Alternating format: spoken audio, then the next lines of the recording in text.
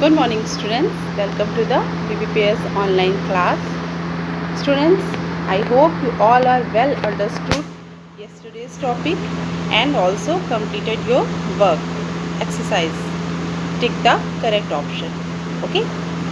So today we will start our next topic, that is limitations of a computer.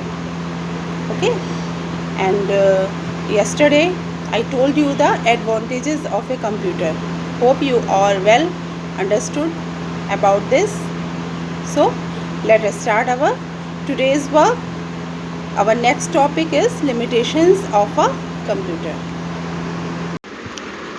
So students, yesterday I taught you the topic name is advantages of a computer. Okay, I hope you all are understood yesterday's topic. Again I revise in a very short way. Advantages of a computer. First, speed. Okay, so the computer can perform any calculation at a very high speed. Okay, ये किसी भी calculation को बहुत ही कम time में calculate कर देता है. Okay, now second is accuracy. Accuracy means a computer never makes mistakes, it always gives correct results. Mistakes are generally done by the users. Okay, computer कभी भी मिस्टेक नहीं करता है. It always give correct result, हमेशा हमें correct result ही देता है. और जो mistakes are generally done by the users, जो मिस्टेक्स अगर कभी आप लोगों को कंप्यूटर सिस्टम पे दिखती भी है तो वो किसके द्वारा होती है? यूज़र्स के द्वारा. ओके, जो उस कंप्यूटर को चलाते हैं. तो थर्ड है हमारा वर्सेलिटी.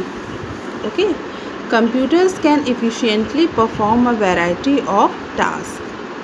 For example, it can play music, perform calculation, share information and so on. Okay, यही कंप्यूटर से हम डिफरेंट टाइप के टास्क हम कर सकते हैं. First like that, play music, perform calculation और इंफॉर्मेशन, शेयर इंफॉर्मेशन को हम शेयर भी कर सकते हैं, कैलकुलेशन कर सकते हैं और अब म्यूज़िक प्लेयर भी चला सकते हैं. So our fourth topic is storage capacity. So students, a computer has a huge storage capacity. It can store a large amount of data. This data can be used anytime you want. Okay, diligence. A computer does not get tired. It can work for long hours without needing any break. Computer बिना break के काफ़ी घंटों तक काम कर सकता है. And a computer does not get tired, computer कभी भी थकता नहीं है. Multitasking. A computer can perform multiple task at the same time. For example, it can play music while you are typing. Computer एक ही समय में एक से अधिक काम भी कर सकता है, इसीलिए उसको मल्टीटास्किंग कहते हैं. जैसे कि अगर आप टाइप कर रहे हैं, कुछ आप लिख रहे हैं कीबोर्ड के थ्रू कंप्यूटर पर, तो उस समय आप म्यूज़िक भी प्ले कर सकते हैं. ठीक है, एक ही समय में कई सारे काम करना, इसको हम क्या कहते हैं? इसको हम मल्टीटास्किंग कहते हैं. So this is the summary of yesterday's topic. Those who are absent, I hope they are read and understand. Okay, so now students, today I tell you the limitations of a computer.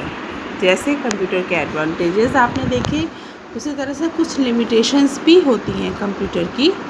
क्या होती हैं? First, no feelings. A computer does not have any feelings. It is a non living thing. Okay, computer के कोई feeling नहीं होती है and it is non living thing, और ये एक नॉन लिविंग थिंग है. सेकेंड है human dependent. Okay, a computer is a man made machine. It can do anything on its own. A computer is a man-made machine. Computer एक खुद man द्वारा बनाई हुई एक मशीन है. Okay. It cannot do anything on its own. ये अपना खुद कुछ नहीं कर सकती है. ओके. जैसे हम जब चाहे हम बोल सकते हैं, जब चाहे हम लिख सकते हैं, जब चाहे हम दौड़ सकते हैं, हम जैसा चाहे वैसा कर सकते हैं ना. बट कंप्यूटर का कुछ भी अपना नहीं होता है. हम जिस तरह की उसको इंस्ट्रक्शंस देते हैं वो हमें उसी के हिसाब से हमें आउटपुट देता है. ओके. ना ही वो अपने आप से म्यूज़िक प्ले हो सकती है, ना ही उसमें अपने आप से टाइपिंग हो सकती है जब तक कि हम उसको यूज़ ना करें. तो students, our third topic is zero IQ. So IQ stand for intelligence. Okay, a computer has no intelligence or of its own. For example, if you enter incorrect information or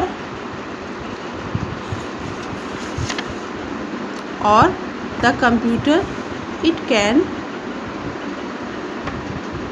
can't correct it. Okay, so zero IQ, computer का IQ level बच्चों बिल्कुल ज़ीरो होता है. क्यों होता है? क्योंकि a computer has no intelligence of its own. Computer की अपना कोई ज्ञान नहीं होता है. ठीक है, अपना कोई नॉलेज नहीं होती है. For example, if you enter incorrect information on, अगर आप कोई इन्फॉर्मेशन, कोई गलत इन्फॉर्मेशन आप एंटर करते हैं सिस्टम पे, कंप्यूटर पे, तो it cannot correct it and will show you the incorrect result. Okay, अगर जैसे आप कंप्यूटर पे इनकरेक्ट कुछ टाइप करते हैं फॉर कैलकुलेशन, तो कंप्यूटर ये नहीं करेगा कि उसको खुद से सही कर दे. वो जैसा गलत सवाल है उसी तरह उसका गलत आंसर भी देगा. ठीक है.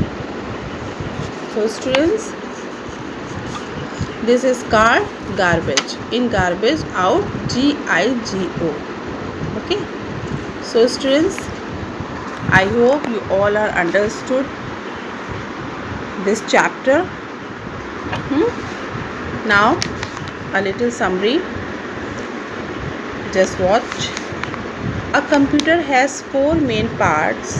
First, monitor, CPU, keyboard and mouse. Okay. A computer goes through 3 steps to perform any task. This is called IPU, input processing and output cycle. Okay. Students, ये जो आपका फीडबैक है इसको आई थिंक मैं कल और बताऊंगी इसको अच्छे से. Tomorrow I will tell you. So now अभी जो आपने पढ़ा है और जो प्रीवियस आपके टॉपिक्स हैं आप उस सबको क्लियर करिए. और if any doubt, so ask me in your class group. Okay, without any hesitation students. बिल्कुल आपको कहीं पे भी कुछ भी नहीं समझ में आ रहा है आप मुझसे पूछ सकते हैं. या तो आप क्लास ग्रुप में पूछ सकते हैं या आप मुझसे मेरे पर्सनल नंबर पे भी पूछ सकते हैं. Okay. So students, good day to all of you.